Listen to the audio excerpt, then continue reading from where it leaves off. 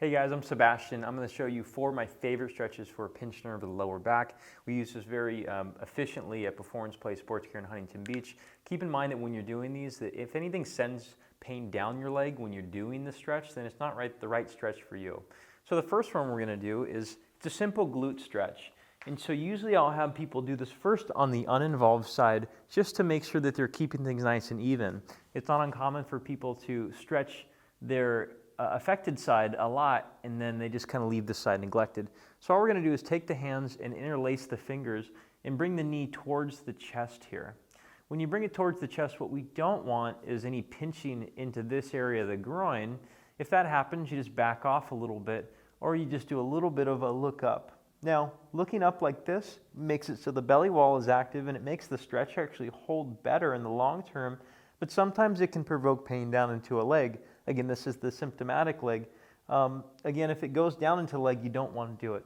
But I usually have people kind of hold this for like 10 seconds, really challenge the range as long as they don't feel that groin pinch, and then come down again. If it doesn't feel good to do the crunch, again, you can do this from this position right here. Usually about 5 reps of about 10 seconds is sufficient per side, and then you slowly switch to the other side and do the same thing, test the waters, see how it feels. The next stretch is going to be in a similar position where we're going to bring this other knee up. Again, this is the unaffected side that we're going to stretch first, because a lot of times a pinched nerve in the lower back, it's best to test the waters on the other side of the body when you're doing the stretch rather than just jump into the water too much on that side. So I like to bring the shin or the ankle or foot up the shin here on this side to kind of set it in place first. What we're going to do is we're going to take with these hands, and first we're going to stretch a little bit across the body this way while we're stretching the piriformis, and you get a little bit of the hamstring in this area too, and you hold for 5 seconds, and then we're going to slowly reverse that position and go put a stretch into the other range. This tends to feel really good for a lot of people, especially on the side of symptoms. So hold for 5 seconds, breathe deep in the nose, out the mouth, and return back to the first stretch position, which is diagonally across the body. Notice my back is flat on the ground during this exercise or this stretch, and I'm not really doing anything in regards to looking up. I'm just relaxing. Make sure you're breathing in the nose, out the mouth.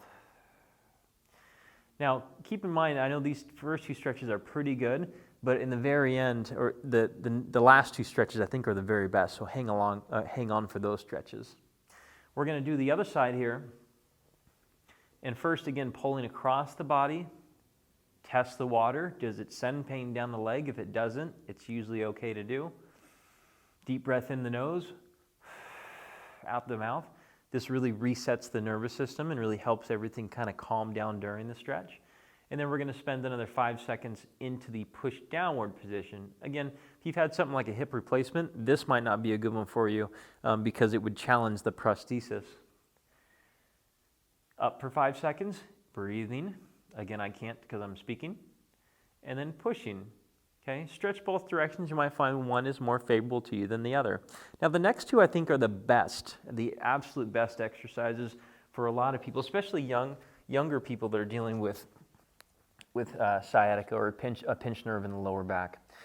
By the way, a pinched nerve in the lower back or leg pain, it can be from pressure of the nerve root or the sciatic nerve anywhere along its path. There's multiple things that can create the pain or create the pressure of the pinched nerve.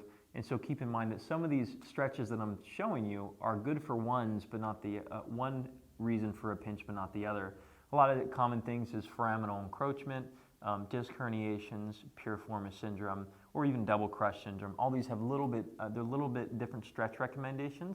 So just make sure that you really know what's going on in your body first. So this third stretch is just hanging out onto your belly into what I like to call the on the beach book reading position. You're just relaxing, reading a book, getting some sun, and just hanging. Breathe deep into the sand. Again, in the nose, out the mouth. Imagine you have that book in your hand and you're trying to blow the pages. I'm really focusing on the breath with you guys because really the breathing is a very important part of it. People tend to breeze right by it. It's one of the easiest wins in the book, especially out of pursed lips, like it's out of a little straw. Hold this position for about 30 seconds, and then act like there's a sand dune right there, and you just want to kind of see over to see what's going on, but use your arms to do so. Don't use your back. And you're like, oh, yep, there's waves out there. Cool. All right, I'm going to go down and just take a second. I'm going to hang out here, read that book. I got in there maybe a couple sentences in that paragraph. Then you're like, you know what? Are the waves big enough for me? Nope, still not big enough. You're going to relax just like that, read another couple lines, and check it. So usually I have people do about 10 to 20 of these just to see, and I tend to see how far they can get. What's the biggest dune you can look over? And a lot of times this will make people's leg pain feel much better. Their sciatica feels better. Their back might feel a little sticky right here with it, but that's okay for most people. But what I like to have people do too when they're in the book reading or they look over the dunes position is eventually rock back into this one, which is the fourth stretch for a pinched nerve in the lower back, which is called a frog's pose or a child's pose. Obviously this is not your standard yoga child's pose, but this one works really well to kind of clear space into some of the holes of the back here, which sometimes can create pressure on a nerve root and create the pinching or the pressure, which is creating the problem.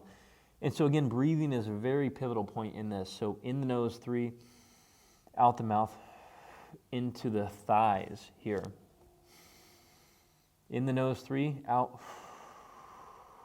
6. Again, nice book reading position. Both are book options at the beach. So usually about 5 reps or so of this. And so if we're going to talk about just general programming of some of these exercises when they work, or some of these stretches when they work, is the first 2. Again, usually about 5 reps or so of about 10 seconds is good enough.